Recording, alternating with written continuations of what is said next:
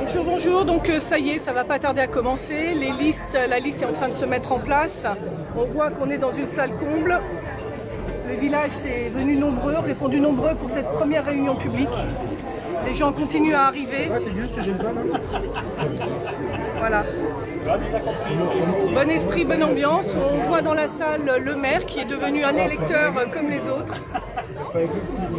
Donc, alors aujourd'hui c'est la première, c'est la première fois que publiquement on demande aux gens de ne pas s'embrasser ni de serrer la main. Alors on voit plusieurs manières de se dire bonjour en se faisant le coude, en se faisant coucou, à la Spock. Hein, à la Spock c'est comme ça. Hein. Ça c'est Spock, c'est dans... voilà, tiens, hop, on fait comme ça. Longue vie et prospérité, ça c'est pour les fans de séries télé.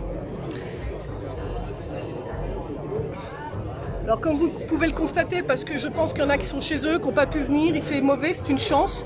On dit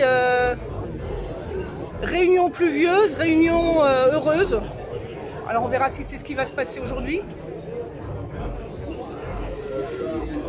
Voilà, il y a du monde, il y a du monde. Les gens sont venus nombreux. Il y a des représentants du village. Il faut dire qu'on a un village extraordinaire. On a 45 personnes qui ont dit oui pour être sur une liste, dont 30 officiers que l'on connaît bien. Et on va avoir le plaisir de découvrir la liste unie pour Saint-Martin-Vésubie avec Thierry Benard et son équipe.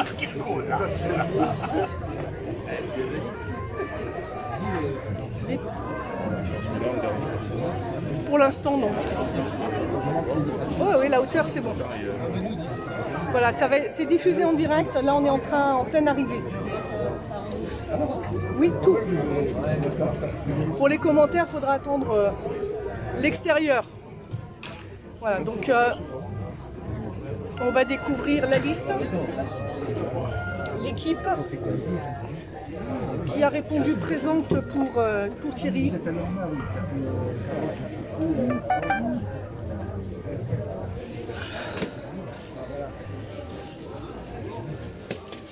Pas de publicité pour le boulanger. Pas de publicité.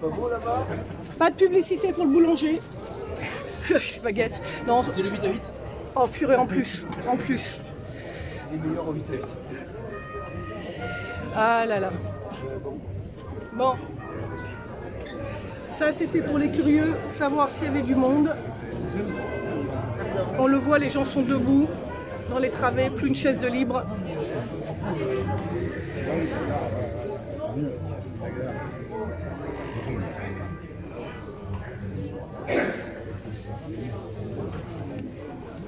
Ah, si vous voulez rentrer, il y a encore des places devant. Ceux qui veulent être assis, il y a encore au moins 7-8 places. Ah. Au fond là-bas. Allez, osez. Bon, mais écoutez, je suis vraiment content d'être là aujourd'hui. Je suis vraiment surpris du nombre de personnes qui sont venues. Je vous en remercie beaucoup. Je vais vous présenter mes colistiers dans un premier temps, et puis notre programme. Vous pourrez au cours de l'apéritif nous poser des questions. En premier, je vais vous présenter Michel Lorenz, à ma gauche, qui a 62 ans, qui est retraité du conseil départemental dans la délégation senior du cabinet du président. Si nous sommes élus, elle sera la première adjointe en charge du social et des seniors.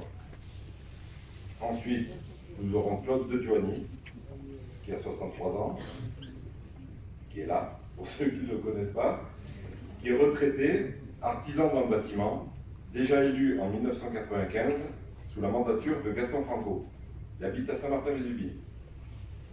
Vous avez ensuite, il sera adjoint aux travaux. Vous avez ensuite Florence Vicini, qui a 44 ans, qui est thérapeute de santé, qui est là sur ma gauche, qui est pompier volontaire aussi à Saint-Martin-Vésubie, conceptrice de la marque Body Spirit Concept, diplômée en droit et en sport, qui habite à Saint-Martin-Vésubie et qui sera l'adjointe au sport. Jean-Noël Barrault, sur ma droite, 71 ans, retraité, directeur régional des laboratoires Roche. Il habite au Boréon. Il sera adjoint en charge de la santé et du médical. Nora Keloud. Nora, elle est sur ma droite. 62 ans, retraitée, responsable d'agence transitaire en douane, commissionnaire de transport à l'aéroport de Nice. Elle habite aussi à Saint-Martin-Vésubie. Ensuite, nous aurons Christophe Gothard, sur ma droite, 35 ans, carrossier et gérant du garage Gotha Autosport. Il habite à Saint-Martin-Vésubie. Elisabeth Vialet, sur ma gauche au fond, qui est retraitée, qui a été enseignante en classe préparatoire, directrice du lycée de la Providence et dernièrement restauratrice à la Dame de Cœur. Elle a été conseillère municipale à Saint-Martin-Vésubie de 1995 à 2001. Elle habite à Saint-Martin-Vésubie. Vous avez Nicolas Ferraud, qui est sur ma gauche, qui a 37 ans, qui est guide de haute montagne et qui, lui, habite à Val-de-Blore. Nous avons aussi Annick Tronconi, 57 ans, qui est kinésithérapeute à Nice, d'origine saint-martinoise, qui est absente pour des raisons professionnelles et qui habite sur Nice et Saint-Martin-Vésubie. Elle a un chalet de l'autre côté de la Vésubie, juste en face de nous. Ensuite, nous avons Roger Zorro. Je l'ai pas fait, il est là sur ma gauche. Donc, il a 85 ans, qui est retraité, qui était ingénieur à EDF, qui a été adjoint au maire de 1989 à 2001. Il habite à Saint-Martin-Vésubie. Alors, Roger Zorro, pour vous dire, moi je trouve que c'est un homme exceptionnel. C'est peut-être un peu mon mentor. Depuis le mois d'août, il me dit « je te soutiens et pour te le prouver, je serai sur ta liste ». Il voulait être en dernière position, pas de chance. Il n'y est pas. Vous avez Véronique Foloni, qui a 62 ans, qui est retraitée, qui était syndic de copropriété, qui habite sur Saint-Martin-Vésubie, mais qui n'a pas pu être là aujourd'hui et qui s'en excuse. Nous avons ensuite Georges Galliano, qui a 60 ans, qui est guide de haute montagne, qui est retraité du secours en montagne. Bon, avec Georges, j'ai quand même une relation particulière parce que nous avons travaillé ensemble pendant 30 ans. Et comment vous dire ça? Pour moi, c'est pratiquement plus qu'un frère. Nous avons vécu beaucoup de choses ensemble, des bonnes choses, des choses beaucoup plus difficiles. Et c'est vraiment avec émotion que je lui ai demandé de venir avec moi et qu'il a accepté. Morgane Benard, 22 ans, ma fille, étudiante en langues étrangères à la faculté de lettres de Nice et en esthétique. Elle habite à Saint-Martin-Vésubie et je la remercie grandement car c'est elle qui tient notre page Facebook et qui a élaboré les affiches électorales que vous voyez, enfin tout ce qui est fait en graphisme, c'est elle qui l'a fait. Elle m'a beaucoup surprise d'ailleurs dans cet exercice-là. Ensuite, nous avons Gérard Fusio, 76 ans, qui est retraité, qui n'est pas là aujourd'hui, qui était conducteur de travaux télécom et anciennement adjoint à la mairie de Drap. Voilà pour la liste. Je voulais faire une petite parenthèse avant de vous présenter mon programme concernant la situation de mon épouse Pascale Benard, donc qui est fonctionnaire à la mairie de Saint-Martin-Vésubie depuis 30 ans et qui ne changera pas de poste si nous sommes élus.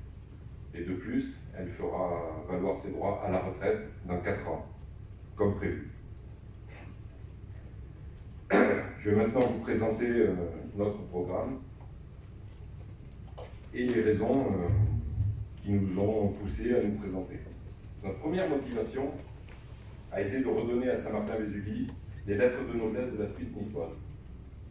En effet, lorsque je suis arrivé à Saint-Martin-Vésubie il y a 35 ans, le village était dynamique, toujours en ébullition. Il était le village phare de la Vésubie, niché au cœur du massif du Mercantour. Ce qui n'est malheureusement plus le cas aujourd'hui. Nous avons pu observer un manque de concertation entre les habitants et les élus municipaux, et une mésentente avec la métropole, ce qui sème la discorde dans le village. Il est temps de redonner à Saint-Martin-Vésubie sa place d'antan et de réinstaurer une harmonie avec toutes les structures publiques ou privées qui nous entourent. Comme vous le verrez, notre programme ne comporte pas de grands projets. Pour nous, il est préférable de se concentrer sur de petits projets concrets et réalisables rapidement, à moindre coût, afin que tout le monde puisse en profiter.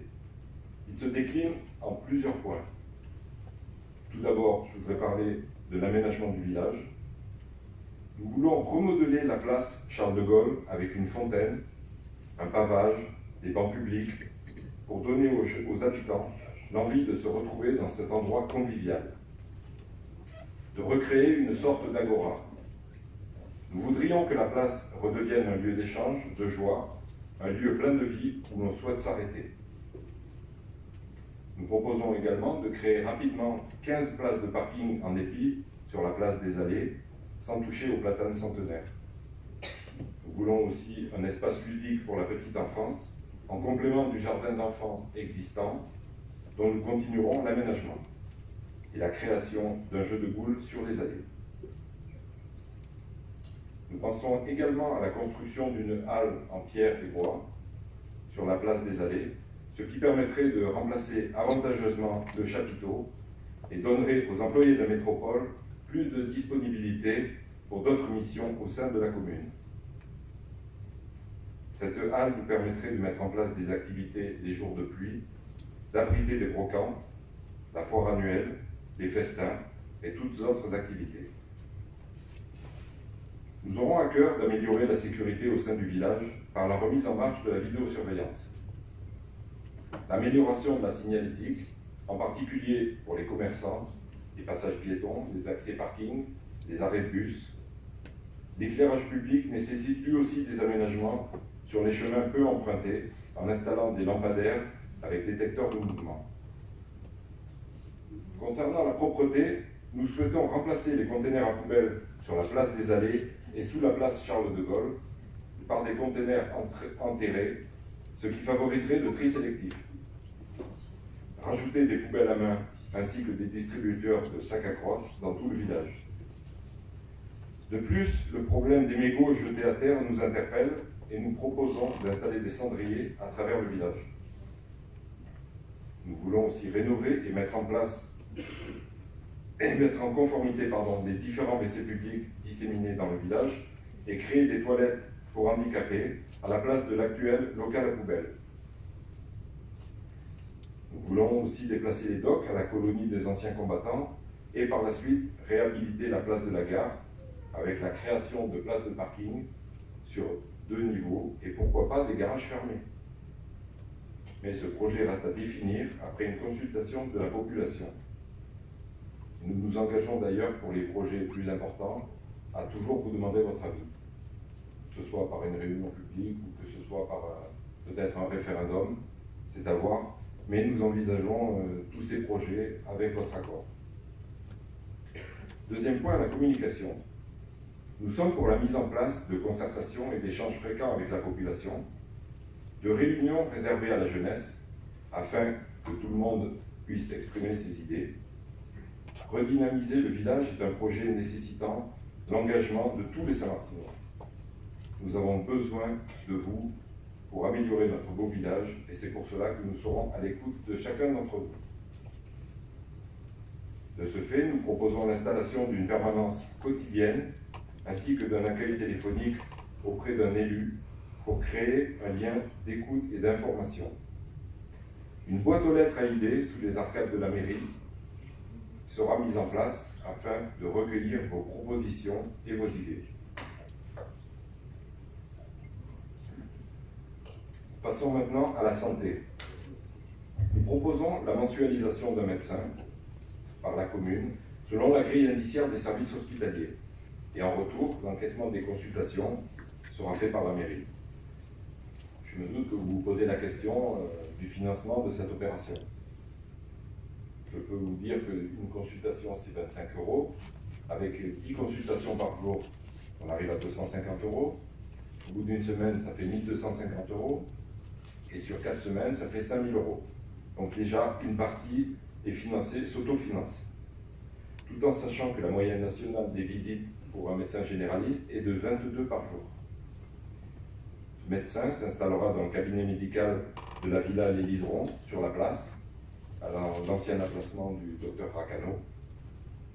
La présence d'un deuxième médecin nous permettra peut-être de récupérer des lits de médecine à l'hôpital Saint-Antoine.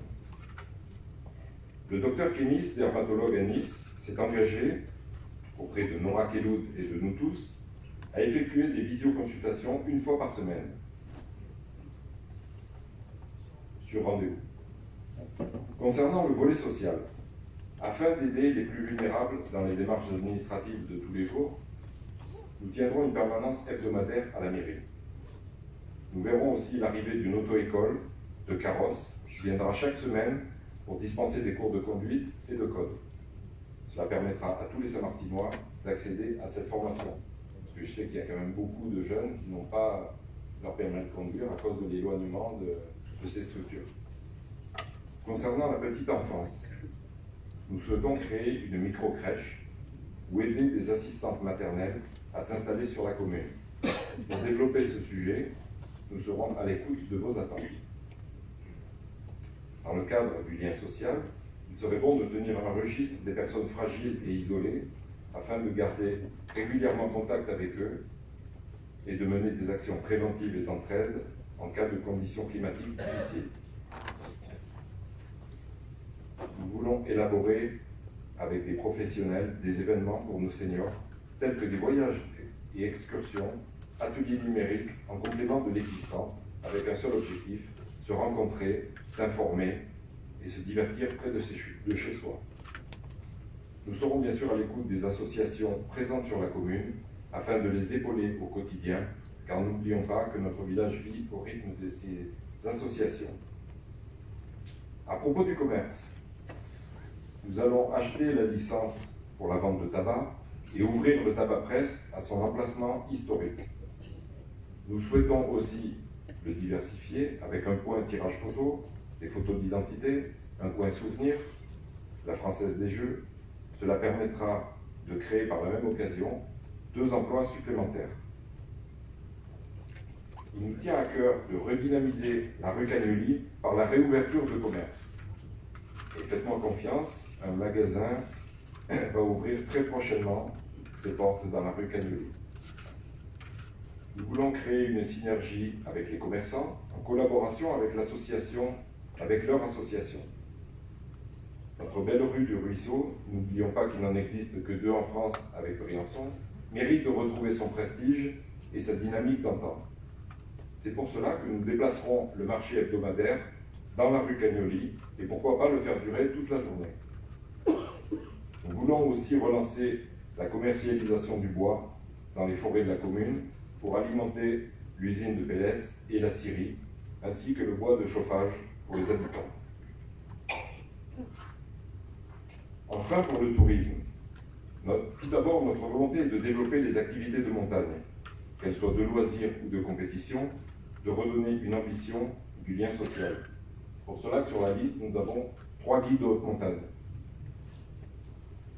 Nous souhaitons organiser des séminaires d'entreprise afin d'optimiser les installations mises en place par le conseil départemental et par d'autres structures comme le Vesubia Mountain Park, le parc Alpha, le foyer de fond du Boréon, la cascade de glace et les refuges de la Cougourde et de la Madone de Fenestre. Pour cela, il faut un agrément d'agence de voyage. Nous avons déjà trouvé celle-ci, mettant à notre disposition cet agrément. Notre objectif est de faire connaître notre belle montagne, découverte par le chevalier de Sessol et son guide Jean Plainte, puis les alpinistes anglais du début du XXe siècle, tels que Coolidge et Freshfield, et plus récemment Jean Grinda, Delphin Richier, qui nous ont beaucoup apporté dans ce domaine. Nous sommes aussi pour l'organisation de festivals de montagne, de photos, de films, de livres et d'autres manifestations telles que des expositions, des brocantes, mais aussi de nouvelles manifestations qui permettraient de faire revivre le village avec des nouveautés inédites dans la vallée.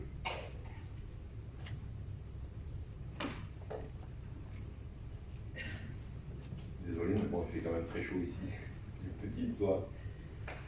Nous voulons aussi instaurer, tous les samedis soirs pendant les saisons estivales et hivernales, un apéritif ouvert à tous, afin de proposer les différentes activités de la semaine, en partenariat avec l'association des commerçants et les divers professionnels. ce soit de la montagne, du vélo ou toute autre activité. Cela créerait un moment de convivialité et favoriserait les échanges entre vacanciers et Saint-Martinois. Ceci n'est qu'un échantillon de nos projets. Il y a tant d'autres et nous soutenons toutes les bonnes initiatives sociales, humaines, divertissantes, sportives et culturelles. Pour lutter contre l'isolement, nous avons besoin de vous tous. Je rappelle que les Saint-Martinois méritent une campagne apaisée avec un débat d'idées, dans le calme et la sérénité. Notre projet s'inscrit dans une volonté d'apaisement, des tensions. Je vous signale une dernière petite précision pour ceux qui n'ont pas reçu les bulletins de vote. Vous ne les recevrez pas. La préfecture ne les envoie pas. C'est aux candidats de les apporter à la mairie la veille ou le jour de l'élection. Donc vous les trouverez disponibles au bureau de vote sur la table de décharge. Et pour finir, je tiens à remercier tous les gens qui nous soutiennent de près ou de loin. Vous tous qui vous êtes déplacés aujourd'hui pour nous écouter, pour nous rencontrer. Je remercie aussi tous mes colistiers qui se sont engagés à mes côtés. Je crois en vous pour remplir votre devoir du citoyen et venir voter les 15 et 17 mars prochains. Et 22 mars prochains, pardon. Je ne peux pas deviner le résultat de cette élection, mais je peux vous dire que je suis vraiment content d'avoir essayé. Et vive Saint-Martin-Vésubie, et vive la France. Merci à tous.